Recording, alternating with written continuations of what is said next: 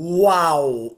In a country where every second person you meet in ANC stronghold Eastern Cape does not work and has probably given up on finding a job, ANC spokesperson Mahlengi Bhengu-Motsiri makes the most asinine, brazen statement that affects the creation of jobs. So in this video, I'm going to show you that statement, and then we're going to respond to her briefly.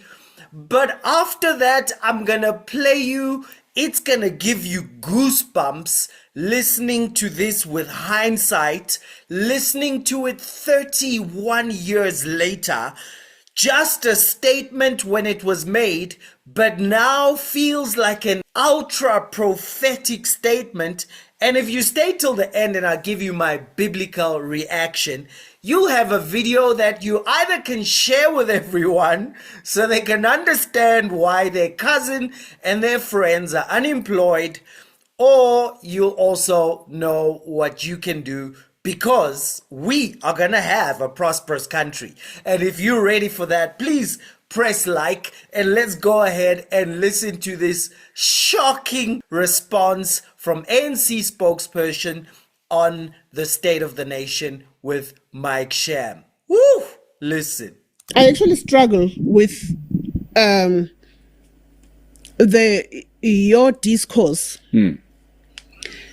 Because the discourse seems to think that the problems in South Africa are only limited to the wrongs of the African National Congress. No. The African National Congress has always considered the things that we failed to do correctly and how we've disappointed a lot of our people, and in general, the people of South Africa.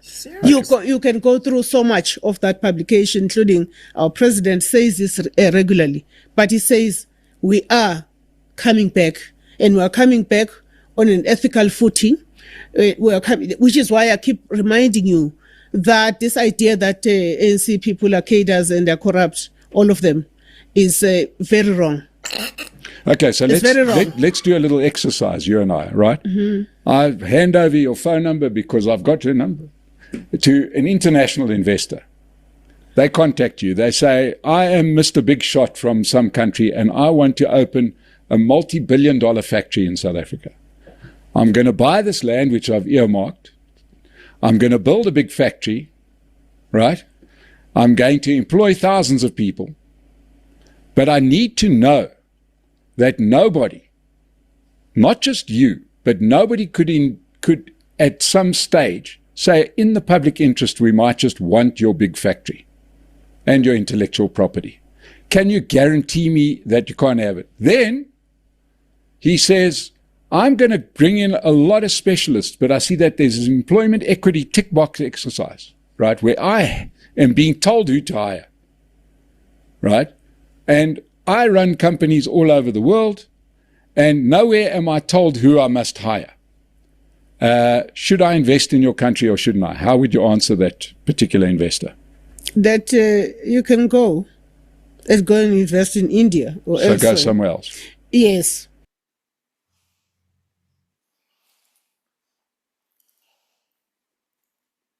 Sorry, I'm trying to unblock my ears. I don't know how yours are doing. Did she just say, in the country with the highest employment in the world, Zach, you can just go invest in India? Okay, if your ears are probably better than mine, please tell me in the comments below, was that her response to the investor who's trying to set up in the country? Okay, let's listen. Should I invest in your country or shouldn't I? How would you answer that particular investor? That you can go and invest in India or so elsewhere. Go somewhere else. Yes.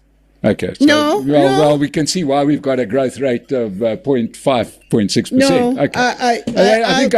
I think that's the. No, You've joined Dada Moreira as the other honest politician, because at least you've answered the question honestly. If you are coming, and now I see you're bidding for Starlink by Elon Musk.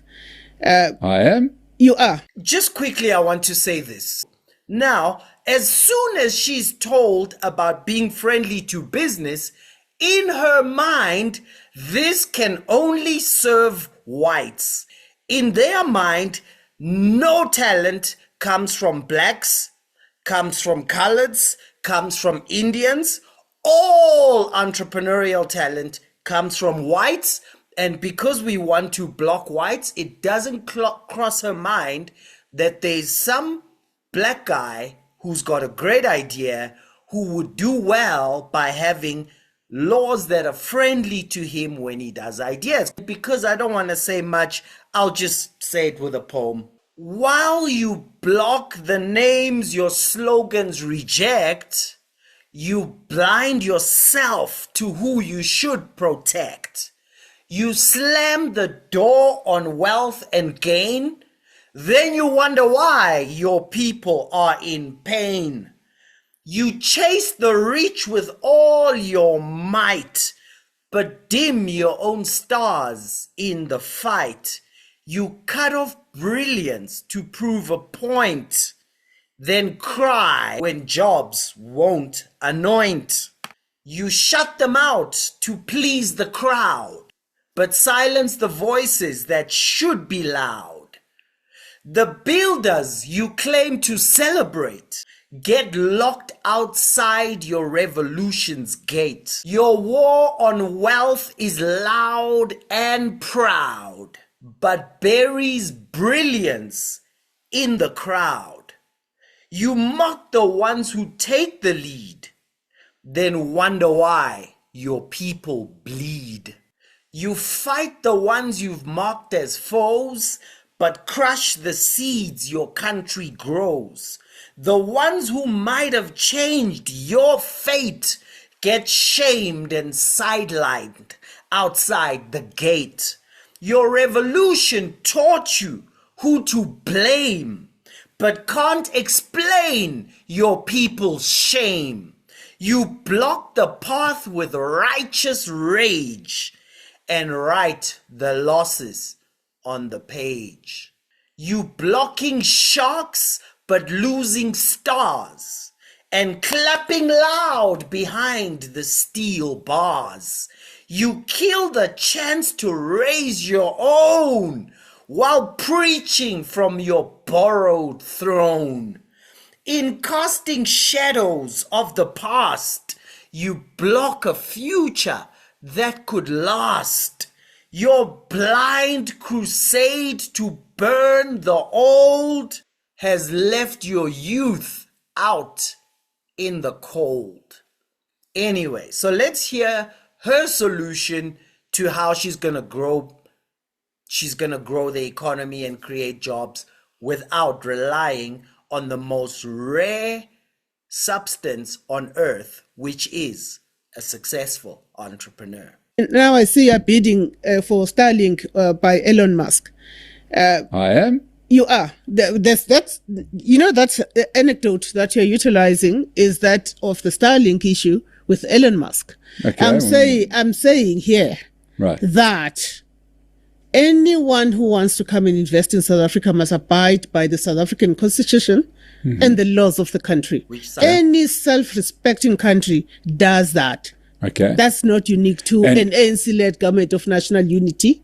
It's just what it is. And therefore, with that, by that same logic, we must just be happy with no growth, economic growth in this country, because that's how it's manifested. We must have growth. Where's it going to come from? And specifically inclusive.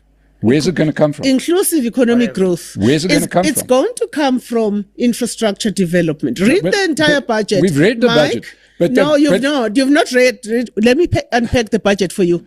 Give me a minute to break it down for you, because the obsession with the VAT issue is blinding, I think, your perspective. That budget is the most developmental budget you can ever find in South Africa. One, I'm now speaking about the expenditure side of the budget. The budget provides for increased access to education, particularly early childhood development. There are allocations made in that respect, which amounts to effective practical implementation of the Bella Act that you and the people that pursue this narrative believe that the Bella Act is problematic, which is aimed at strengthening access to early childhood development. And people are jumping up and down saying the Afrikaans language is going to be undermined by this Bella Act, and which were proved to be totally incorrect. Secondly, the budget aims at attracting and employing many health workers in order to address the shortages in our health system, so that we can ensure that our people have access to health care in line with the dictates of the Constitution. And that will create jobs. There's been a lot of, debate and unhappiness in the public discourse about the fact that we now have unemployed doctors. They qualify, they go and do community service. Post-community service, they don't have nothing to do. This budget allocates a budget to employ about 800 doctors. That's significant in the context of a 65 million. If you know how this is going to drop unemployment in the country, please explain at the bottom. I don't get it. Let's go on. Population of South Africa. Then the budget continues to outline a number of infrastructure projects in the rail sector, in the ports, and elsewhere, in order to grow and secure the logistics and distribution environment in the country, so that it's easy to do business between here and Zambia, or between here and China, or wherever the case may be. Those infrastructure development projects are going to yield a lot of employment if executed to the T. She says, if we execute my plan to a T, which is better than Elon Musk and every other entrepreneur out there, the best entrepreneurs are probably on a 20% success rate, but Mahlengi Bhengu has one plan, and her one plan will work for 60 million people.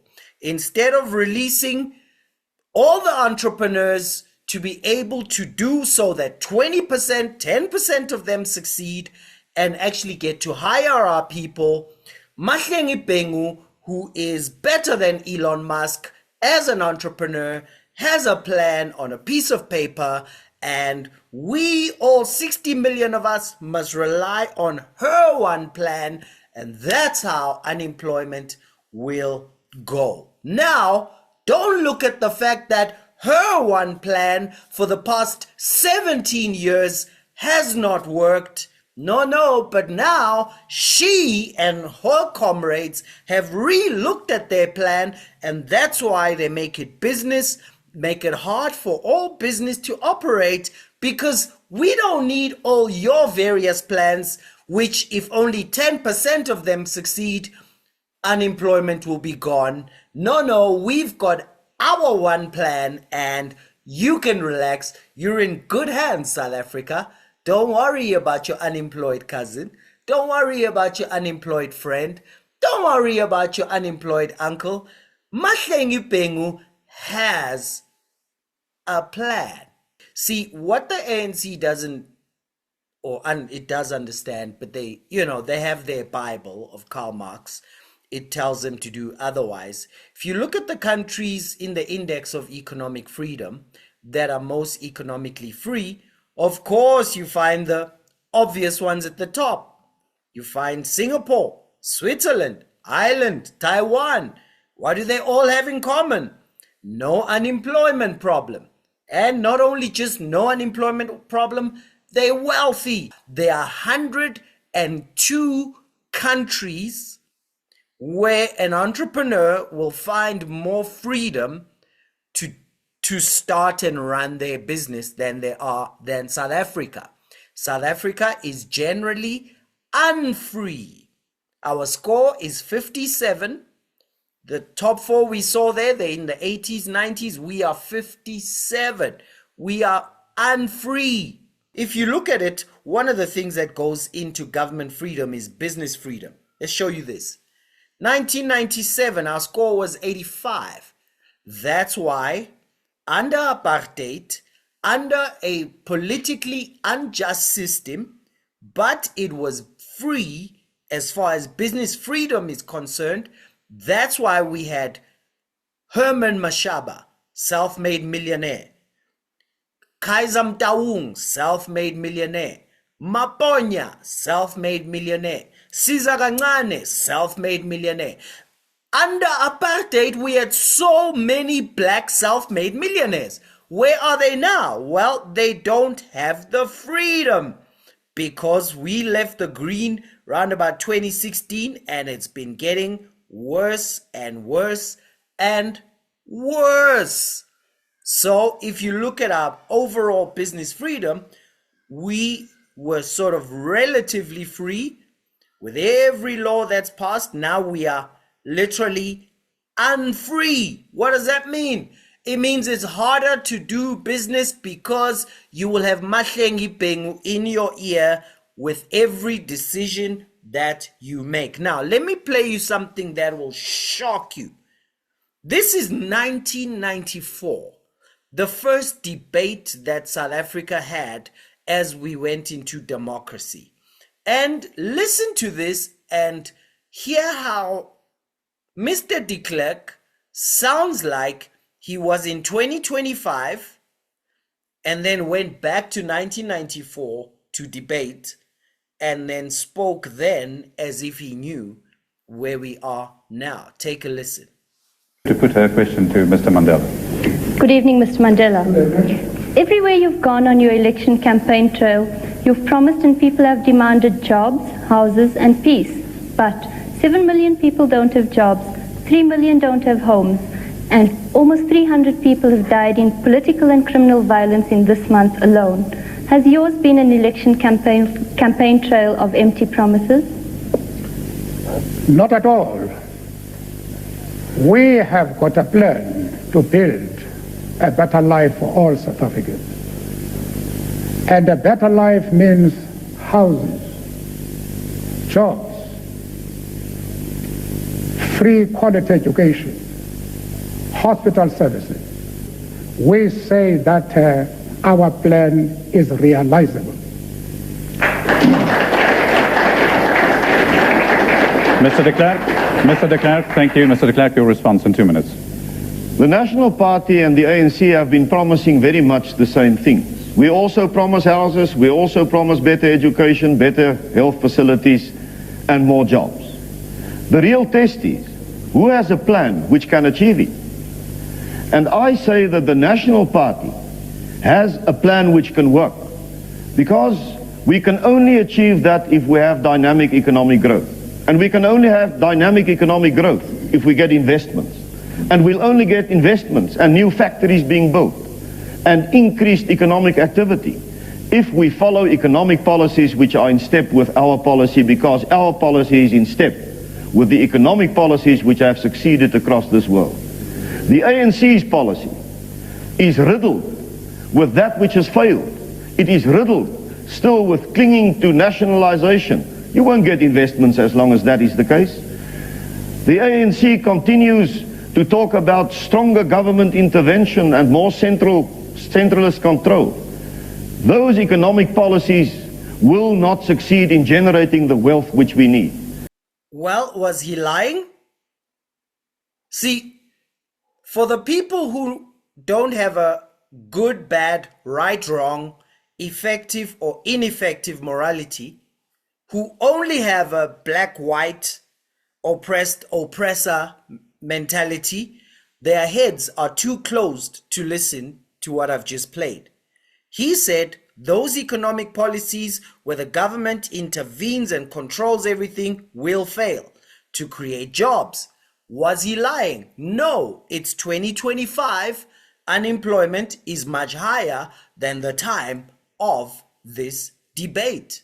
Now, here's my biblical reaction.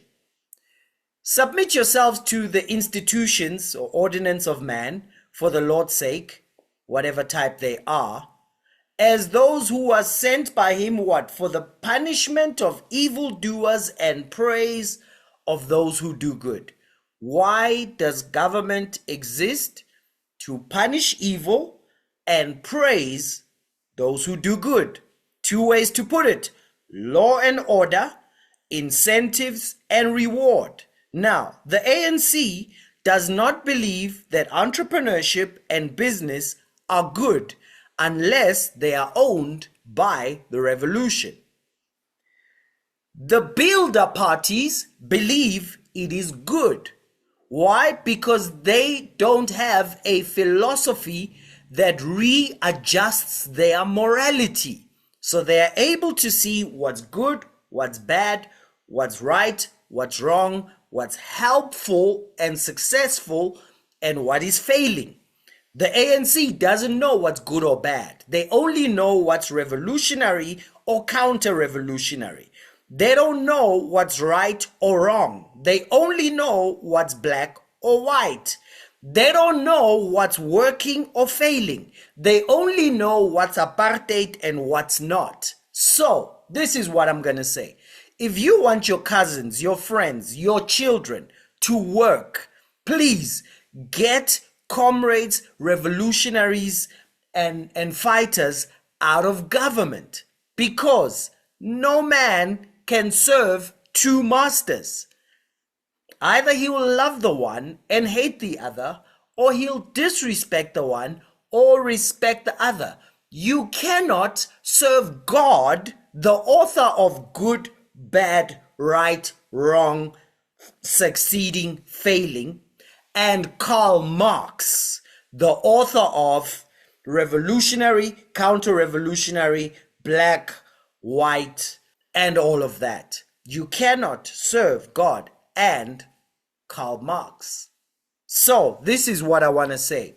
I want to say thank you to those of you who have come on to the Prosperity Pledge. Really, really appreciate that you adding a hand to help us do what we do. So please go down to the description, find the event that's coming up, find all the other free goodies that we have in the description below or the first comment. But also, please consider getting involved with the Prosperity Pledge so you help us to keep doing what we are doing. Gling, gling.